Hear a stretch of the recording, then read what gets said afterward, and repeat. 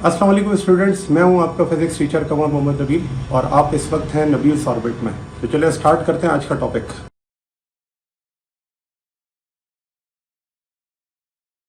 यहाँ पर मैंने एक बॉडी ली है जो कि सर्कुलर मोशन परफॉर्म कर रही है। ठीक है। इसमें रेडियस वेक्टर को अगर मैं फोर्स के साथ देखूं तो रेडियस वेक्टर और फोर्स के दरमियान में एंगल कितना है? 90 डिग्री एंगल है। 90 डिग्री। ठीक है ना। तो यहां पर जब आर और एफ क्रॉस प्रोडक्ट लेते हैं तो फिर आपके पास क्या आ जाता है? एक्सिस ऑफ रोटेशन में टॉर्क आ जाता है। ये बात हमने पढ़ी है टॉर्क के हवाले से। ठीक है ना।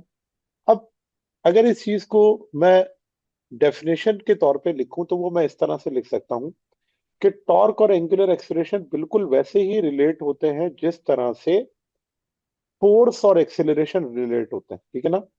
और वो क्या होगा, तो उसके लिए मैं स्टार्ट करता हूं यहां पर for a point mass. For a point mass. अब पॉइंट मैस का मतलब यही हो गया कि एक मैस है जो कि एक पॉइंट पर कॉन्सेंट्रेटेड है। इसका मतलब सारा का सारा मैस कहाँ है? एक पॉइंट पर मौजूद है। तो फॉर अ पॉइंट मैस ये आपके पास है मैस जो कि सर्कुलर मोशन क्या कर रहा है? परफॉर्म कर रहा है। ठीक है। तो इस पॉइंट पर जब फोर्स लगाएंगे perpendicular to its radius vector या पोजीशन वेक्टर, तो ये क्या करेगा? सर्कुलर मोशन अडॉप्ट करेगा। और जब सर्कुलर मोशन अडॉप्ट करेगा तो इसके एक्सिस ऑफ रोटेशन में क्या आ जाएगा? टॉर्क आ जाएगा। ठीक है। और ये टॉर्क आ गया तो इसका मतलब यह है कि इसमें एक्सेलरेशन आ जाएगा, और वो एक्सेलरेशन क्या कहलाता है? एंगुलर एक्सेलरेशन, जो कि हमने पहले पढ़ा भी था। एंगुलर एक्सेलरेशन कहाँ होता है? एक्सिस ऑफ रोटेशन में होता है। ठीक है। तो अब अगर मैं देखूं इसका टॉर्क, तो जो इसका टॉर्क है वो यहाँ किसके बराबर होगा? वो बराबर होगा आर एफ साइन थीटा के। ठीक है। ये टॉर्क किसके बराबर है? R F sine theta. और ये जो थीटा है यहाँ पर, क्योंकि इसकी जो डायरेक्शन है वो नॉर्मल है प्लेन के, तो मैं यहाँ पर इसका जो है वो यूनिट वेक्टर भी रिप्रेजेंट कर देता हूँ।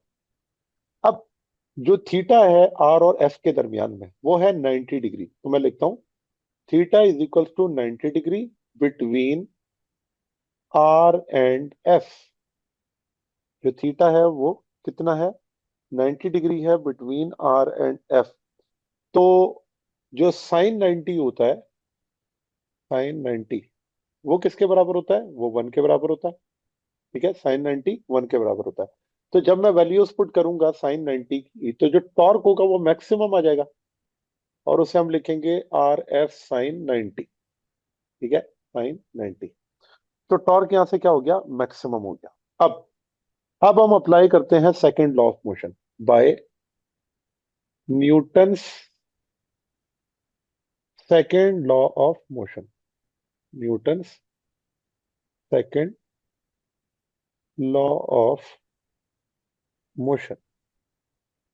और उसे हम लिखते हैं इस तरह से, F is equals to m a. तो जब मैं अपने F की जगह पर वैल्यू पुट करूंगा, अच्छा साइन 90 क्योंकि 1 के बराबर होता है तो मैं टॉर्क को लिख सकता हूँ आर एफ। ठीक है। टॉर्क बराबर हो गया आर एफ के। अब second law of motion F is equals to m a है। इसको हमने क्या करना है? टॉर्क के फार्मूले में सब्स्टिट्यूट करना है। मैं इसको कह देता हूँ इक्वेशन 1, और इस इक्वेशन 1 को रीराइट करता हूँ। तो मैं इस तरह करूंगा, torque is equals to r f. F की जगह क्या आ जाएगा? M a. ठीक हो गया। M a. अच्छा। अब यहाँ पे हमारे पास जो इक्वेशन बन गई, उस इक्वेशन में मेरे पास आ गया torque is equals to r m a. जो लीनियर एक्सेलरेशन है, वो लीनियर एक्सेलरेशन एंगुलर एक्सेलरेशन के साथ क्या होता है? रिलेट करता है। तो मैं यहाँ लिखता हूँ the relation of the relation of linear to angular acceleration, linear to angular acceleration is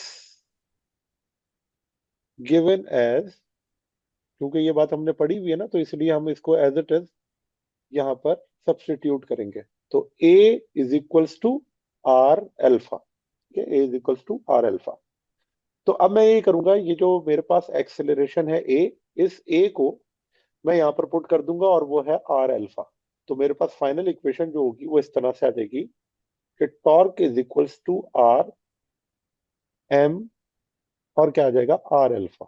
ठीक है, अब जरा आप देखें कि यहां पर ये जो आर है और ये आर है, ये आपस में क्या हो रहा है, मल्टीप्लाई। तो जब ये मल्टीप्लाई होगा तो जो टॉर्क है वो किसके बराबर हो जाएगा, एम आर स्क्वायर अल्फा के। ठीक है, एम आर स्क्वायर अल्फा। अच्छा, और जो एम आर स्क्वायर है वो हमने पढ़ा हुआ है किसके बराबर होता है, मूवमेंट ऑफ इनर्शिया के।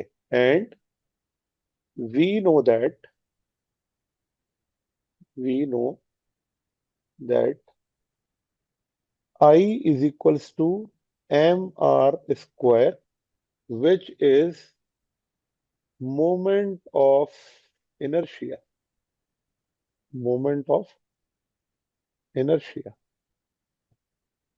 ठीक है, तो आप देखें टॉर्क किसके बराबर हो जाएगा, torque is equals to I alpha. ठीक हो गया ना।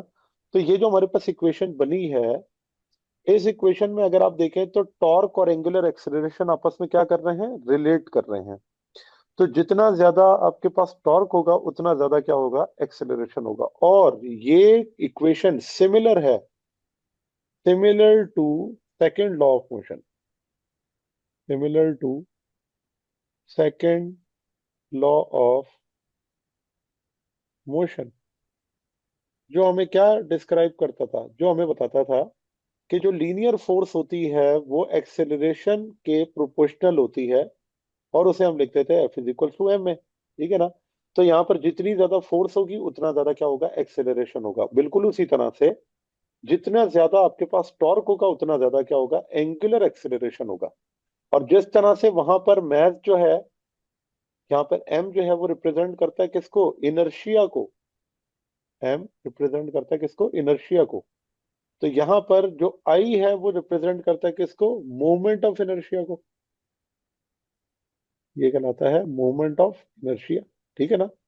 तो इस वजह से हम कहते हैं कि ये जो टॉर्क और एंगुलर एक्सेलरेशन है ये सेकंड लॉ ऑफ मोशन है, किसके लिए, एंगुलर मोशन के लिए। ठीक है, तो ये आपके पास फार्मूला है एंगुलर मोशन के लिए। और जो हमारे पास F is equals to m a, ये फार्मूला है किसके लिए, लीनियर मोशन के लिए।